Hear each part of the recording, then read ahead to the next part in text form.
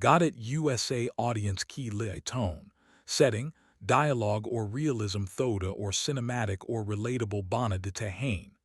Ye full 40-minute style script high, no headings, no timestamps. Storytelling slow burn plus emotional plus high retention hooks key soth.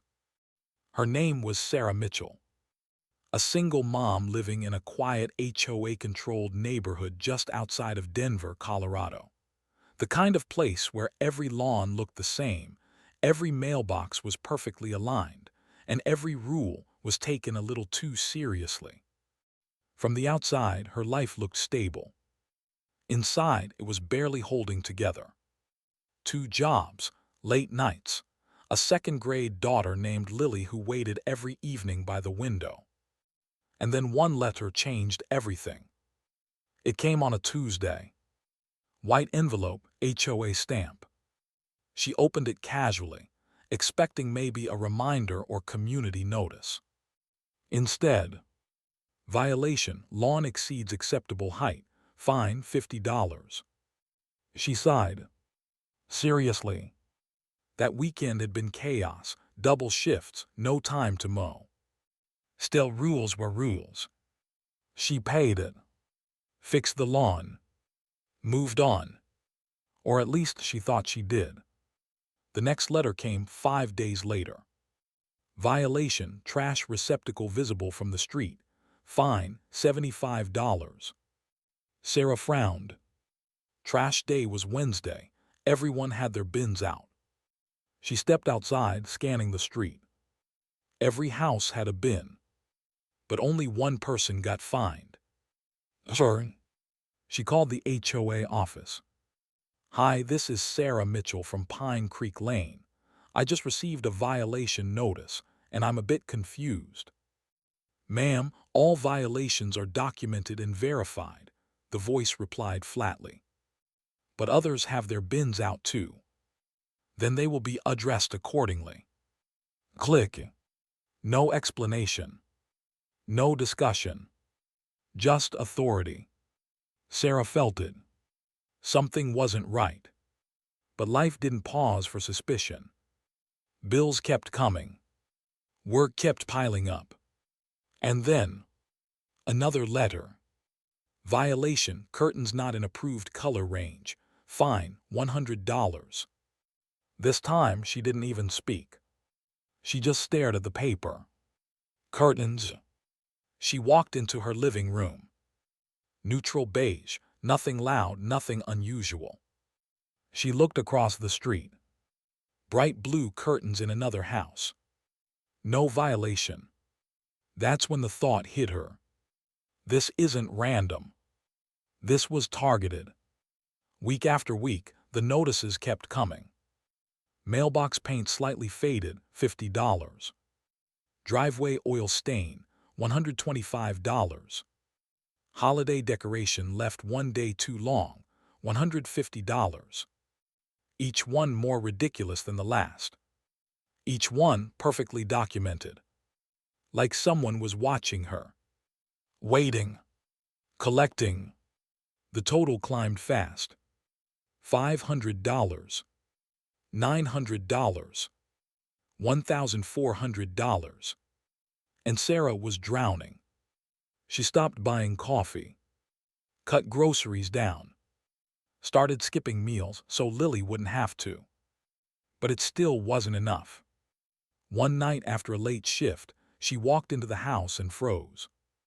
Lily was asleep on the couch, still wearing her school clothes. TV softly glowing in the background. On the table, a small handwritten note. I tried to stay up. I wanted to eat with you. Love you, Mom. Something inside Sarah cracked. Not loudly. Not dramatically. Just quietly. Deep. The next morning, she made a decision. She was done playing nice. She showed up to the next HOA board meeting. 5 people sat at the front.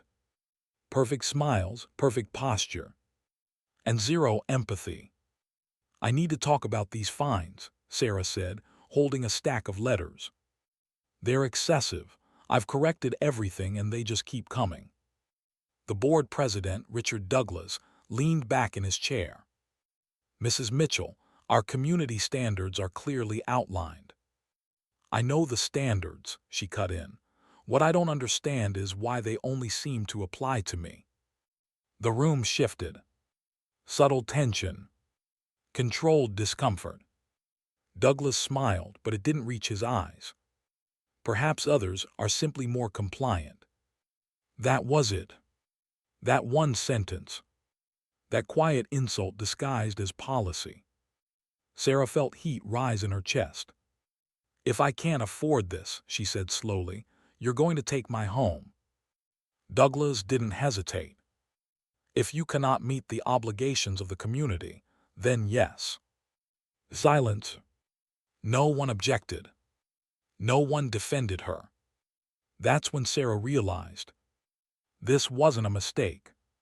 It was a system. And she was the target. She walked out.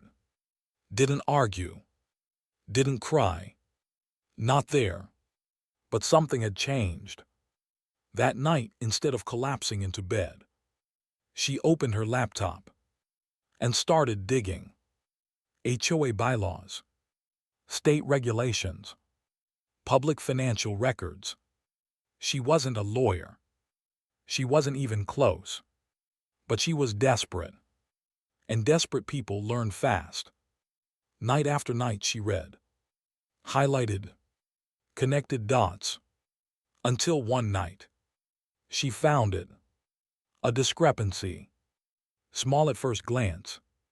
HOA maintenance fund withdrawals that didn't match actual repairs. Thousands of dollars unaccounted for. She leaned closer. Heart racing. Checked again. Then again. It wasn't a mistake. It was a pattern. And at the center of it, Richard Douglas. Sarah didn't celebrate. She didn't react. She just kept going. Screenshots. Documents. Emails. Anything she could legally access. Then she did something even smarter. She started talking to her neighbors. Casually at first. "Hey, have you ever gotten a violation notice that didn't make sense?" Most people hesitated. Avoided eye contact. Didn't want trouble. But when she showed proof, everything changed. "Well, actually, I thought it was just me. They fined me for something similar last year." Stories started spilling out. Quiet frustrations. Ignored complaints. Patterns no one had connected before. Until now. Within weeks, Sarah wasn't alone anymore. She had a group. Then a network. Then a movement. They started meeting. Backyards. Garages. Living rooms. Not angry mobs. Organized voices. And Sarah, the woman who had been pushed to the edge, was now leading them. "There's an election coming," she told them one night. "HOA board seats. We don't fight them, we replace them." It wasn't loud. It wasn't flashy. But it was powerful. Campaign flyers appeared. Door-to-door conversations started. Not accusations. Not drama. Just facts. Fairness. Transparency. And people listened. Because they had felt it too. Douglas noticed. Of course he did. Suddenly, new emails went out. Reminder of community stability. Risks of inexperienced leadership. Fear tactics. Too late. Voting day came. Quiet. Tense. Final. And when the results were announced, it wasn't even close. Sarah Mitchell won. Landslide. The same woman they tried to break now held the power. First board meeting. Same room. Same chairs. Different energy. Sarah sat at the head of the table. Calm. Composed. unrecognizable from the woman who once begged in that same space. She opened the meeting. "First order of business," she said. "A full review of all fines issued in the past 18 months." The room went still. Second, independent financial audit. Douglas shifted in his seat. For the first time, he looked nervous. Weeks later, the results came in. Misused funds, selective enforcement, abuse of authority. Everything Sarah suspected was proven. Douglas was removed. Legal action followed, and every unfair fine reversed, including hers. Over $3,000 wiped clean. But the real victory wasn't the money. It was the control. The system that once crushed her now answered to her. That night, Sarah sat outside with Lily. No stress, no letters, no fear of losing their home. "Mom," Lily said softly, "are we okay now?" Sarah looked at her, really looked at her, and smiled. "Yeah," she said, "we're more than okay." Because this wasn't just survival. It wasn't even just revenge. It was something deeper. They tried to take everything from her until she had nothing left. And that was their biggest mistake. Because when you leave someone with nothing, you leave them with nothing to fear. And that's when they become unstoppable.